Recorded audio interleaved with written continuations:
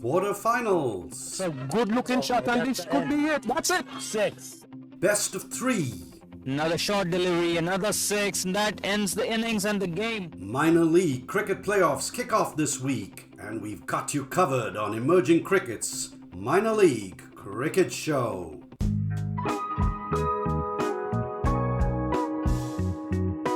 In the books, and lost in all the excitement of that catch. Oh, that's a spectacular catch! Huge 6. There he goes, acknowledging. Raises his bat to his dugout.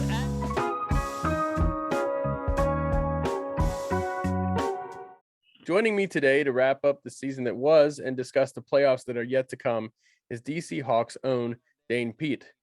Dane, welcome to Minor League Cricket Show. I know the season didn't end the way you were hoping, but DC still put up a pretty good fight. Hey Nate, thanks for having me. Pretty disappointing end to the season, ending fifth in our conference, which is not ideal, especially with the makeup and the players that we had. It was a great experience for me personally, and I bet for a lot of other players that we did have in our squad. I definitely have a bigger idea of the scale of cricket, especially in the DMV, which is pretty exciting. Club cricket is booming here, so I mean, there's definitely a stepping stone to get the next generation of cricketers ready for the minor league and major league and for the USA team in the future. Yeah, I grew up in the DMV, so you're in my old stomping grounds. So the final weekend shook out with really just one upset, if you want to call it that. That would be in the West, where Silicon Valley Strikers beat East Bay Blazers and Golden State Grizzlies to jump the Blazers for the second place slot. That was, for me, that was a big shock. The East Bay Blazers got off like a house on fire. They started really, really well with a good makeup of the team. The young players, Sanjay, Krishnamurti, surrounded by batting in the middle order with David White. Chad Bowes is a good addition to their team. But I had a private conversation with David, and he said just to the back end of the competition, the wheels started coming off a little bit, but a couple of injuries. Chad Bowes going back to New Zealand. So I think as important, like the start of the competition is really important. The end of your conference section is the most important because run rates become important. Winning games become very, very important. And there's a lot more pressure from compared to the start. So it was interesting to see how everything unraveled. But I mean, Umang hit a rich vein of form, which is taking the team to the next level. Shayan's played well, and there's a lot of young players in that team. Rahul, which is a big player in my opinion, a big player for the future. Unlucky to miss out for the under-19 selection, but this is the way you get back in, knocking the door down through performances. Good keeper, handy keeper, neat, and he's quite explosive at the top of the order, which was really, really good to see. Yeah, and how about Dev Tadani when he finally gets his chance? Yes. He, we've always known he was a tremendous talent, and he's unfortunately playing behind some very good players. But he got his chance now, and he took 3 wickets in that second game, and really put the really kind of secured the slot for them. Yes, it's like you say, opportunity is one of the biggest things in sport, but I mean cricket even bigger. It's an individual sport played with 10 other guys in the field, so you've got to take your opportunities, whether it's with a bat and ball.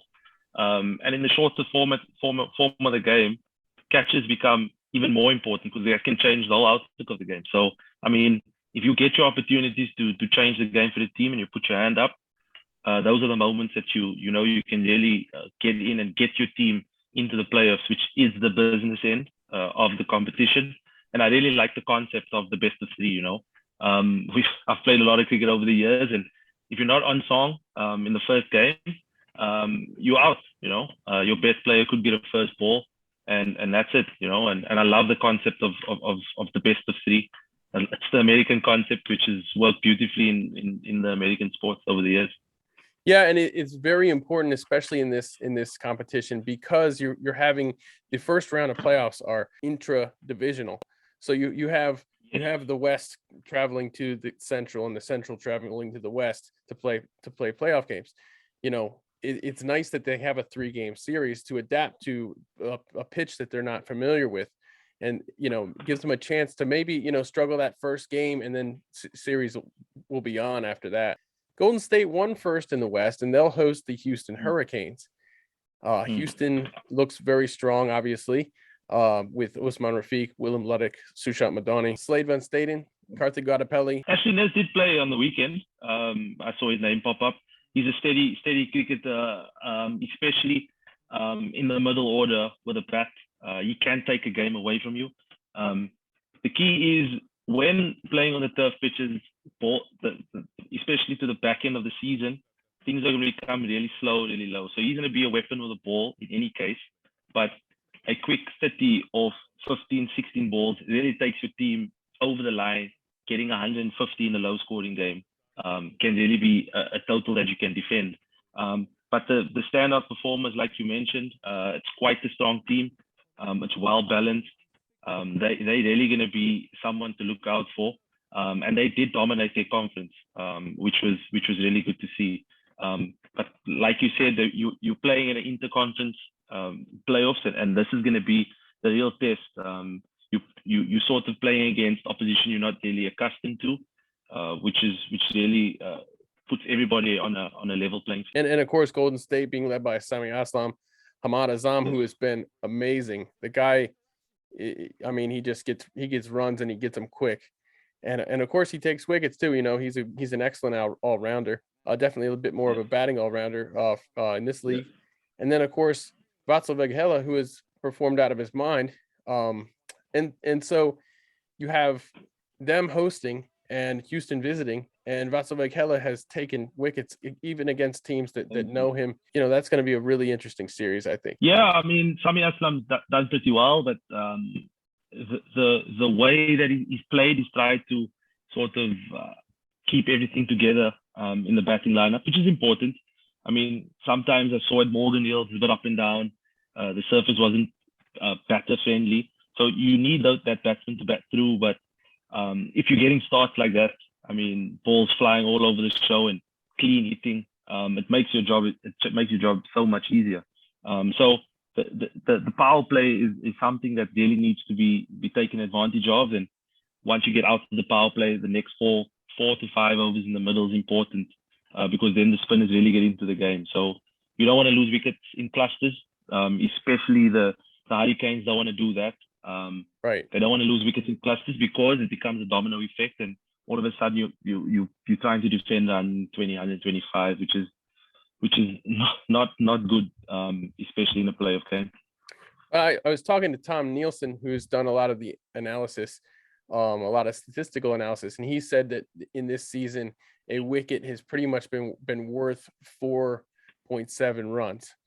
So you get 5 or 6 of those, and that's a massive difference in your score. All right, moving on to the Central, the Michigan Cricket Stars did their end of the lifting, beating up on Chicago Blasters, but they didn't get any help that they needed from the Irving Mustangs, who may have lacked the passion they have needed to knock off the Houston Hurricanes, but they certainly lacked the performance needed to do so. So Austin wins first in that division, and they will host the Silicon Valley Strikers. Austin features Johnny Khan, Awais Zia, who has knocked the ball all over the place, Nitesh Kumar, the Canadian, Cheyenne Jahangir, Hamza Bangish, and Laksh Park. Laksh has been really exceptional, bowling in very critical moments for them. Stud U19 player who also didn't make the national team, but he's certainly making a case for maybe he should have been chosen. Yes. They really look good throughout the pool section or the conference matches. They looked solid. They looked like a unit, like you just mentioned. They looked like those critical moments. They really took advantage of it, and they identified those critical with the bat and the ball. When wicket needed to be taken, they always got the wicket. And the key thing about their batting was the rotational strike. They never got bogged down. They made sure that the non-striker was facing balls, and they kept knocking the ball around, which made things easier. So they really did well, and they flew through the conference matches in a way, sort of upsetting the Irvin Mustangs, who had two young players in Raymond Dar and Ali Sheikh, with the likes of Corey Anderson in their squad too, and Bert Cockley, who came in and bowled nicely at certain periods for them. So in my opinion, it's a bit of an upset not to see Irvin Mustangs go a bit further in the competition. But this is the beauty of the minor league. A lot of surprises throughout all four comps. Yeah, and Johnny Khan was really hot for Austin, finishing a lot of games for them and taking big wickets when they needed them. And, showing why he was on the U.S. team. And, of course, we talked about Silicon Valley Strikers, the team that is playing against them in Houston. They've got Unmukt Chand, Shehan Jayasuriya, Rahul Jariwala, Narsingh Narayan, Gary Graham, Abhishek Paradkar, Saurabh Travalkar, Pranay Suri. Yes. And the big question is, with their two USA bowlers coming back in Abhishek Paradkar and Saurabh Travalkar, will they have space for Dev Tadani to stay in the 11? That's a big question. And he just performed out of his mind. Yeah, that's a big thing. I mean, if you're gonna look at any other references to American sport, if Aaron Rodgers is injured, is Jordan Love gonna stay on, or is Aaron Rodgers gonna come back after injury? So I think that's sort of self-explanatory. There's the captain of the national team. He'll come in, and in Abhi's first tour or national tour for the USA, he's gonna come back full of confidence. I know the feeling of coming back from a national tour down to your franchise team or your minor league team. You're going to be full of confidence. So, I mean, that I would welcome them with open arms. A left-arm seam is a rare commodity in the game of cricket. And they've got two. And yes, and they've got two.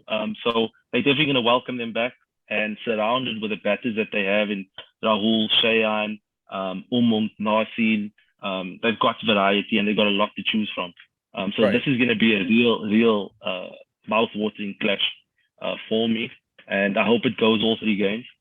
So we spoiled to see the talent on show. I'm a big fan of Rahul. I think he's a really good talent. He has a lot of time, and he's a really down-to-earth guy. And I think I hope he kicks on to get the team further into the competition. He finished very strong last season in the exhibition season. He just missed out on the USA under-19 team. There was a lot of discussion about whether or not he should have had that spot. Certainly he's phenomenal with the gloves, and when he gets going with the bat, he's really tough to stop too. In the East, Empire State ended up in second after losing to Manhattan Yorkers, which was a bit of a shocker. And New Jersey Stallions beat Philadelphia to secure first place on the final day. That division was all over the place all season, and somehow New Jersey Stallions managed to finish in first place, even though they were missing probably their two biggest contributors to Team USA. Yeah, I was a part of the conference. It was all over the show, like you just said. Everyone beat everyone. It was really competitive. Me personally, the games that we played in, some real stiff competition, and it's a really strong conference, to be honest. Looking at the rest of the conferences around the country, it's really strong. The big test will be playing on turf, and this will probably separate the men from the boys, to be honest. Empire State Titans are glittered with the Caribbean flair, from Trevon Griffin to Navin Stewart, who's won many a trophy in some of the tournaments around, Christopher Barnwell. They've got a wide variety to choose from, and the Stallions they are just a team. They are a unit. At the start, they had Jesse Singh, who was a national player, Justin Dull, Stephen Week did extremely well. Yeah, but they just a team that does their job, and in these competitions, especially in T20 cricket, you need that. And now they got the addition of Rovman Powell, which is a great addition. Huge. And that's a huge bat and ball. And I mean, I was happy for them to get through out of all the teams on the last day, because they were probably the most consistent team out of the Eastern Conference, if I'm brutally honest. Empire State Titans didn't start off too well. They were down at the bottom, languishing down at the bottom for the first couple of weeks. Did have a couple of rained out games, but then, started getting a rhythm. So I think these are the two best teams that have gone through. but it was action packed. We were checking the standings every weekend, just changed up and down, and yeah, it was good fun. And the placement there, the Philadelphia versus Stallions game was anyone's game for most of the game, and then Rodman Powell came in and just beat the ball. He beat the cover off the ball. So yes, so it's and so New Jersey Stallions move on in first place, and they'll be playing against Morrisville, and this is an interesting matchup because they finished first, but they'll be playing at the second place team in the other division in the South will be actually hosting them at Church Street Park. Yes. Now, a lot of people have asked me, why is that the case? It's a little unfair that the team that worked hard to win first place doesn't get to host the first round of the playoffs, but it's actually an advantage for them if they are to move on, because they'll have a weekend behind them where they've played at Church Street Park, and they'll be facing another team. Whoever wins the other side of the tournament, whoever wins that has already played at Church Street Park, so they'll get the advantage of catching up instead of going into a single elimination game having not played at Church Street Park at all. I'll be honest with you, being in the Eastern Conference, we are all putting our hands up and saying, listen, we'll rather be playing at Church Street Park because you're playing on turf. You're playing on turf. And like I told you offline, it's the best of three. So you have an opportunity to do it. There's no excuses to say that we weren't prepared, we weren't this. You know what you're getting into now. But I can tell you they're definitely putting their hand up and jumping for joy on playing on turf. And it looks, the outfield looks in pristine condition. It looks in great shape. So it is.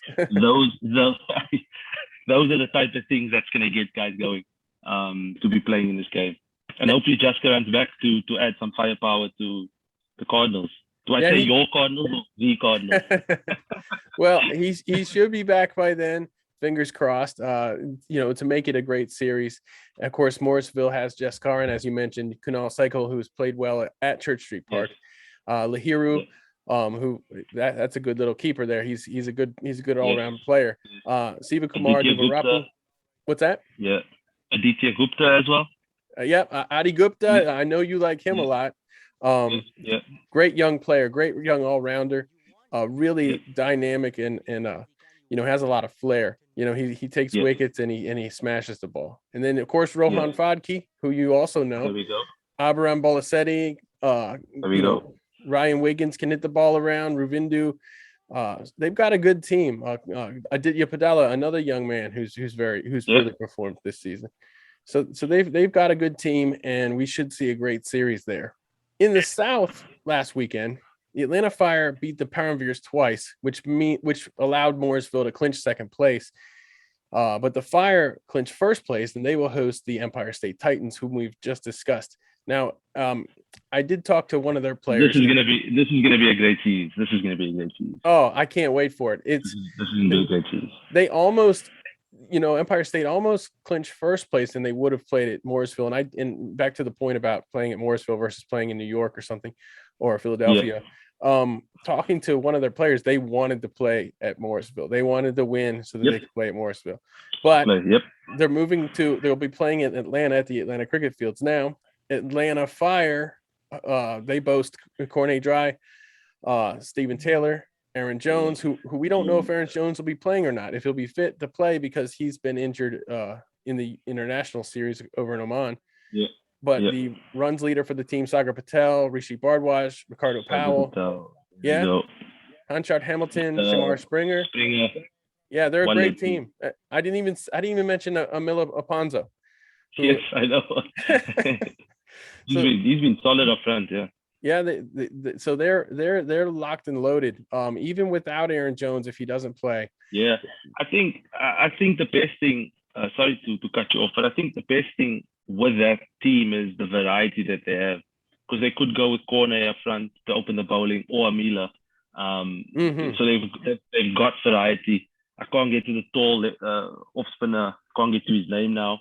But he's also a variety. So there's so much to choose from, because if Trevon Griffin is on strike, you can bring on the tall off spinner to crack the game open, because Trevon's been a huge player Then they got Amila who can bowl in the middle to guys like Christopher Barnwell. So Yeah. these are the type of matchups that we're gonna have to be watching, you know. And the key player up top, Stephen Taylor, great batsman, US national player. So they're going to be looking to him to set up the innings to allow the likes of Ricardo Powell and all those names you mentioned up front to really kick on and take the team to set the total or to chase the total. So Right. those are the type of matchups that we need to look out for. And Cornet Dry, his management of the bowlers has been fantastic. Fantastic, yeah. And he will he'll bowl himself one over in the power play. And if he sees something he likes, he'll bring himself back in for 5, 6, 7, 8 overs later. And so you never know what they're going to do. You can't really plan your batting around strengths and weaknesses against certain bowlers because you don't know what he's going to do. And I feel like every bowler on that team is ready to go wherever they need to go, especially him. Yes. He sets the tone for the team, and that's probably the most important in T20 cricket. If the first over the innings goes for 15, you're really caught on the back foot and you can't make the play, and he has managed them pretty well. But I mean, to captain a team where everyone's hitting their straps it's really easy. So there's no thinking out of the box and those type of things where you got to try and get ahead of the batsman. They've been solid again. An outfit, a really neat outfit. They look good when they executing their skills. Their game plans are in order, and I mean you can see there's continuous discussions being taken place, and people understand their roles, and they definitely have a game plan with a bat in hand or the ball in hand. So yeah, definitely. And then of course the Empire State Titans, they're going to have to be on their game to beat the Empire State Titans. Yes. That team, Trayvon Griffith, Christopher Barnwell, both of those guys with over 400 runs. Bhaskar Yadram, who can come in and just finish the game off it. If they set a platform for a guy like him, they're just incredibly dangerous. They can score a whole lot of runs really quick at the end. In fact, I believe they scored 100 runs in 6 overs at Church Street Park, something close to 100 runs in the final 6 overs of the game. And of course, Jalad Dua, he can smash the ball. Javane Thomas, Navin Stewart, Marvin Darlington, good spinner. Damian Jacobs, good spinner. Trinson Carmichael, Carmichael's been brilliant, yeah. He's been fantastic. I said 10 names before I said Trinson Carmichael. So that's exactly, he's been brilliant, yeah. That's been, that's an excellent. Of course, Akeem Dotson, who is on the team, who's been around the U.S. He was a former USA player. He's been around the scene here. He's Mr. USA pretty much for that team. Yeah, for sure. So it's that's a deep team. Both of those teams are deep, good teams. Honestly, I'm happy with every one of these matchups this weekend. I mean, I don't see a really overpowered situation at all. Not at all. You've got talented teams facing talented teams, and man, we're really in for it. Best of 3 series. Nobody's ever heard anything like this in T20 cricket. No. Of course, it's We're great. In America. We're in America. That's why. We're in America. This is my favorite thing about this whole tournament right now is the best of 3 series. I love it. That's the way it should be. We played it in South Africa. I think I was still in high school. I remember it. The Cape Cobras played against the Dolphins, and Johan Lowe needed to hit a 6 to stay in the series. Last ball, Van Verlander ball, he whacked it off the ground for 6. Went back to Cape Town. Yes, the Dolphins lost the game, but I mean, it was exciting, You play on a Wednesday, Friday, Sunday, and that's the excitement that you have, So I mean, the best of 3, it's a great concept. I'm all for it. So yeah, it's exciting. It's really exciting. We used to do it in my ice hockey league up in Maryland. And we would always end up in the finals against this other team. And we were like rivals with each other. And we would win the first, or they would win the first, and then you'd feel like you're on top of the world, and then they beat you the second game. And exactly, it's just so much drama there. So, all right, Dane. Well, thank you for joining me. It's really fun to talk about this. Clearly, you've been up on the league. It. Yes, yes. A bit of a badger. yeah, it's excellent. Yeah, I'm not playing, so right. I'll definitely be tuning in. I am coming down for the finals. to North Perfect. Carolina. So I'll yeah. be here. Yes, for sure. I'm excited to see Chesapeake Park for the very first time. So it's gonna be good. It's gonna be good. Great. You'll have to follow the Ravens game on your phone then, you know? That's fine. I got the NFL app on my phone. That's what I needed for. Awesome. Yeah, for sure. All right. Thanks, Dane. Thank you.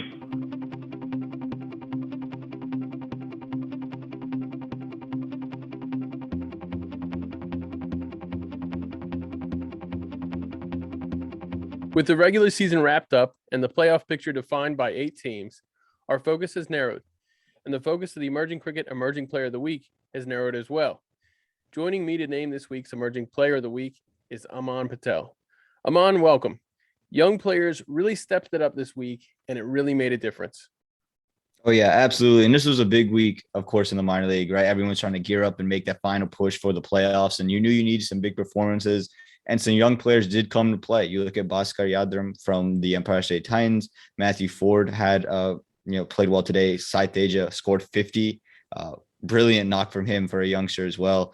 And then more guys, out of Midwest and West did their thing too. So a lot of really good talent really showed out this weekend. And of course, Laksh took 3 wickets for the first place team to keep their form heading into the playoffs.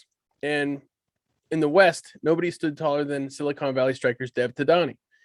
With Abhishek Paradkar and Saurabh Netravalkar on tour with USA in Oman, Dev got his chance when it mattered most, and he helped put the strikers into the playoffs. He took 3 wickets. He took them before he even gave up 4 runs. So this is a kid who, after today, has bowled a total of 9 overs on the season. He has taken 4 wickets. He performed quite well last year in the exhibition season. And he put the strikers in the playoffs today. Of course, last week I picked the Blazers. I said the Blazers would have a better chance to make it, so I'm eating crow right now. But it's kind of nice that a young player was one of the big factors in helping them get into the playoffs. And of course, Rahul Darawala behind the stumps making that awesome grab back there. Oh, yeah, it was great to see. And honestly, I think the biggest thing was the fact that he did it in a pressure situation, right? Doing it sometimes when there isn't much on the line, maybe a little bit easier, but he's doing it when his team's on the brink of elimination and it's a win and you're in situation. And he went in there and just outperformed everybody. And it was so special to watch. And we've been waiting for him to explode. I think we've mentioned him so much on here, just waiting for that moment because we see the talent. And again, like you said, hasn't received a lot of chances in this tournament so far. And once he finally got it, he took full advantage and just really went off this weekend.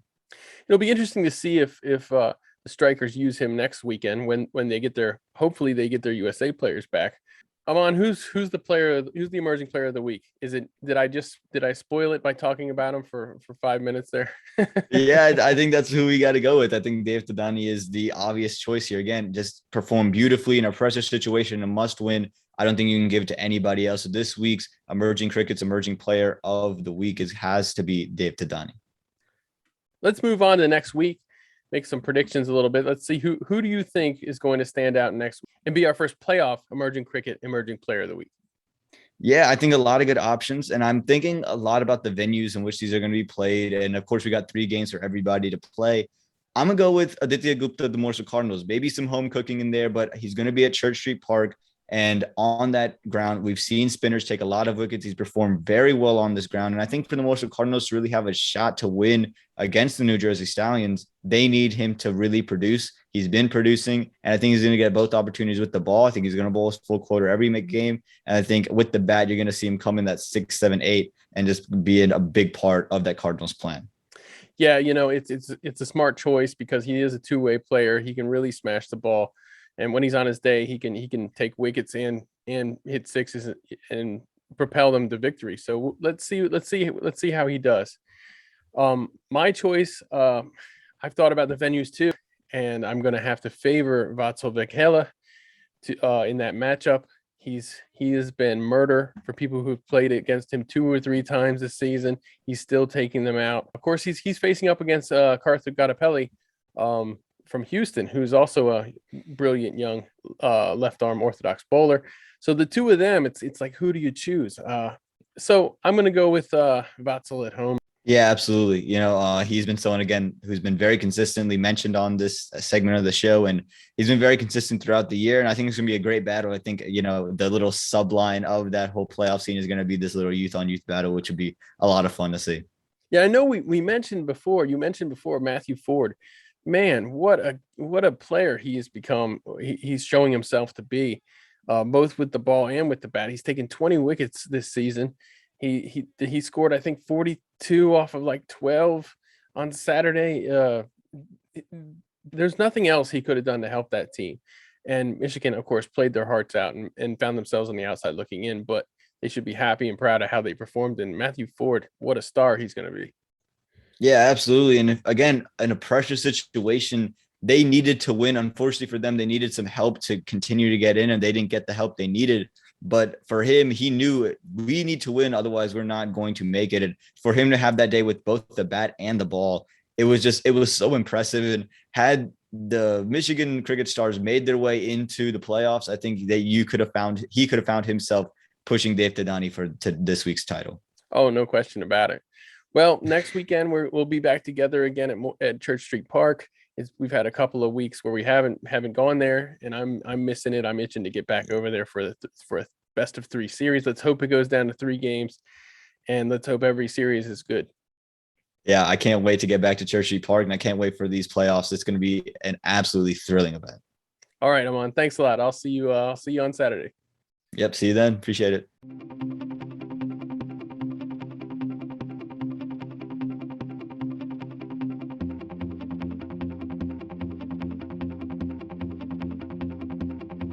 My guest this week needs no introduction. Unmukt Chand from Silicon Valley Strikers. Unmukt, thank you for taking the time to join me. Hey, thanks. Thank you for having me. Of course. I have to admit, and please forgive me, that I picked the East Bay Blazers to make it to the playoffs ahead of your Strikers. You were missing your top 2 bowlers, and it just seemed like East Bay had been very strong all season. But you really proved me wrong, and a few other people too. And now we get to see you in the playoffs. Yeah, I think the team has been doing really well, and we got a nice, good side. Obviously, missing out on 2 main bowlers was something which did hurt us in the game previous to the one against the East Blazers. But I think we had a good planning going on before the game, and we knew that as a batting unit, we had to score those 20-30 runs extra, which could give that cushion to the bowlers, and also give them the cushion, right, to implement as well. And I think that's what happened. Our batting is strong. It's pretty experienced with Dionar in there, and then Roshan Primus, Gary, Pranay. So got some good blokes up front. And Rahul Jarewala, the 21 guy, he's really stepped up and got some good knocks under his belt as well. So that proved really good for us. I think the way we planned it, I think the execution has been great.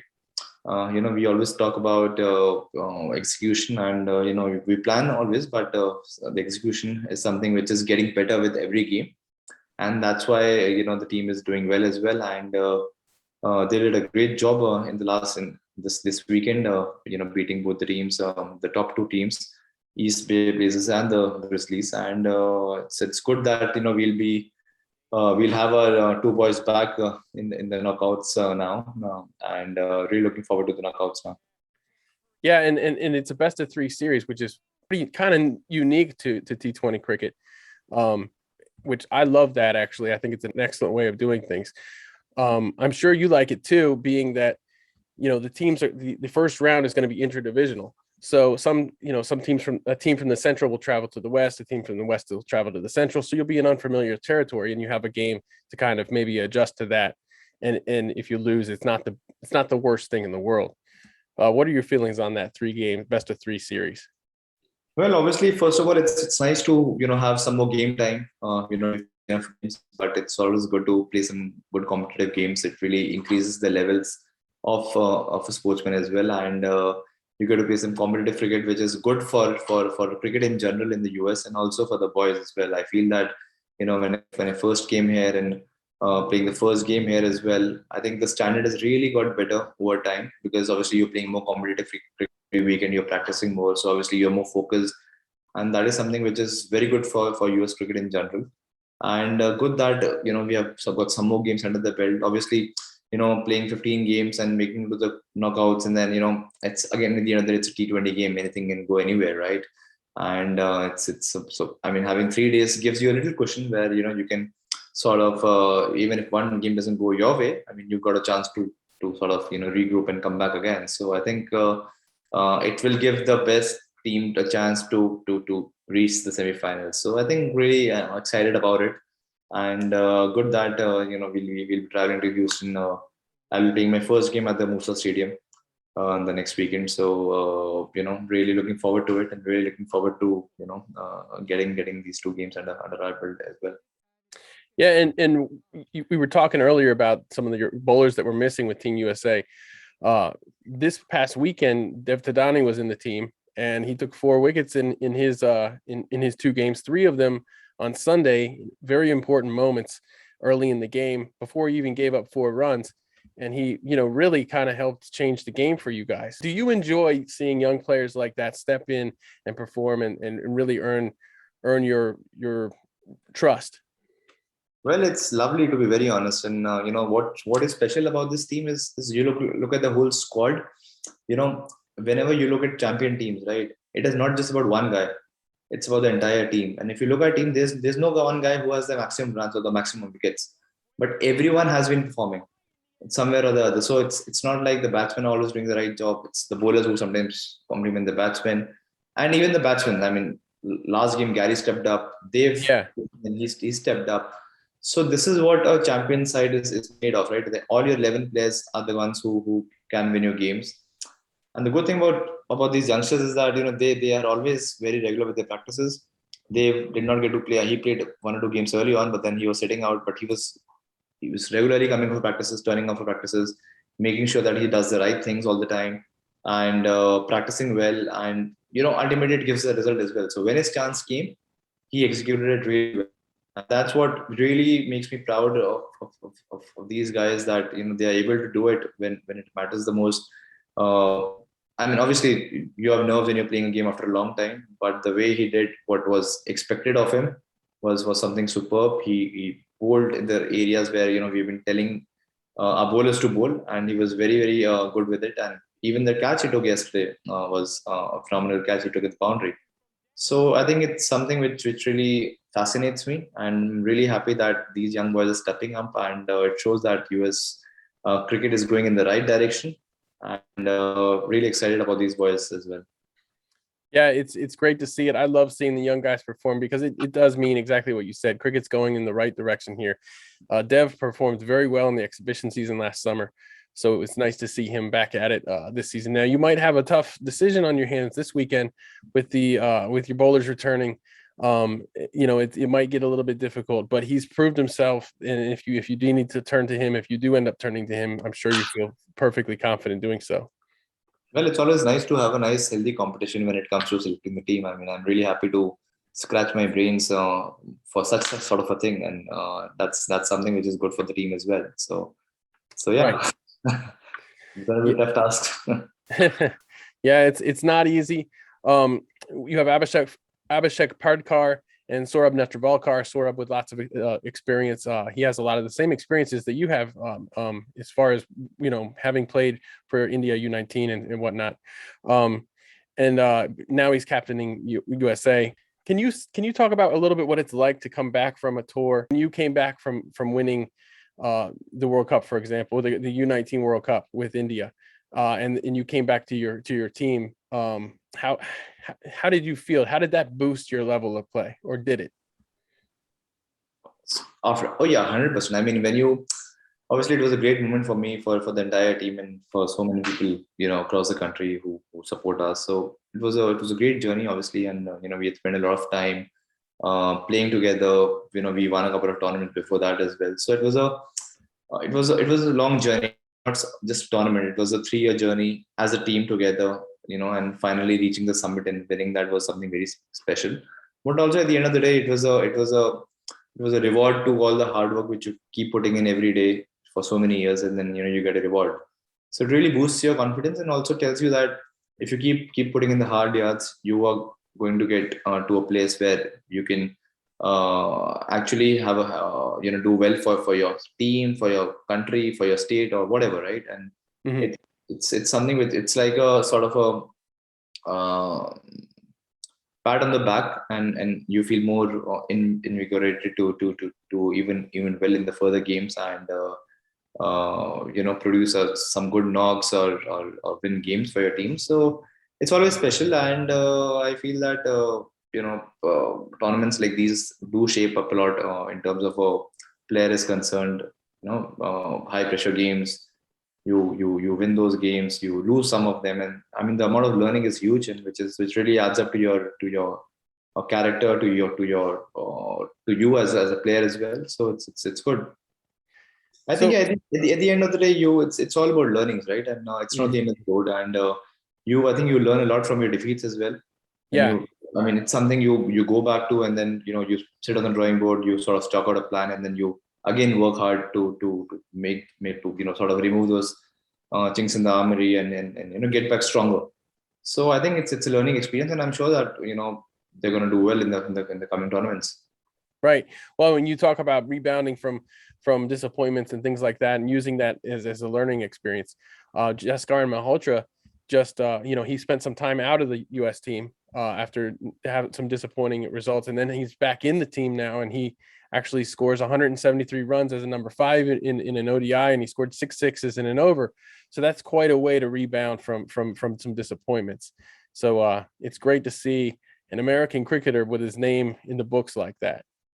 Yeah, that's a great news, and it was really very nice to see that. And I'm sure that American cricket is gonna build from strength to strength, and it's gonna do well. I think it was a proud moment for Jaskaran himself, and as well as for all the Americans out there.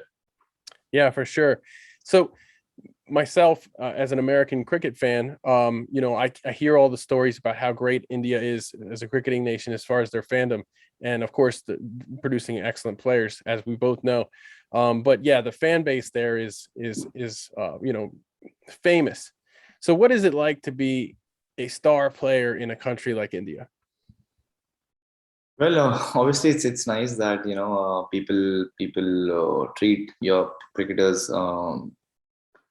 so much and so well, and it's not a game, it's a religion in India, and we've all sort of seen that when I personally grew up, the amount of fan base the cricketers have, and also it's the respect as well which you get as a cricketer.